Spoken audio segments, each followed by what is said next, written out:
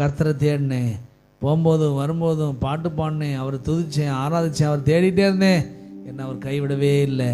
என்னன்னா நான் நினைக்கல ராஜாவாகணும்னு சொல்லி, எங்கள் அப்பா அவர் நினச்சிட்டாரு என்னை ராஜாவாக்கிட்டாரு. நான் ராஜாவாருக்கு என்கிட்ட தகுதி இருக்கான்னு கேட்டால் இல்லை. ஆனால் அவர் என்னை தகுதிப்படுத்தியிருக்கிறாரு. அவரே என்னை என் தலையில் என்னுடைய அவர் அபிஷேகத்தை எடுத்து ஊற்றி அவரே என்னை கொண்டு வந்து உட்கார வச்சிருக்காரு. நம்முடைய ரட்சிப்பில் நடந்ததாக தான் பாருங்க. எனக்கு தகுதி இல்லை, ஏன்னா எனக்கு பாவம் இருக்குது.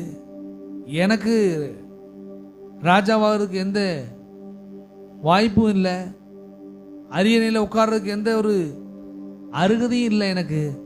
ஆனால் அவரே என்ன செய்கிறாரா, ஆண்டவராக இயேசு கிறிஸ்து நம்ம வீட்டுக்கே வந்துட்டாரு, நம்ம வீட்டுக்கே வந்துட்டாரு.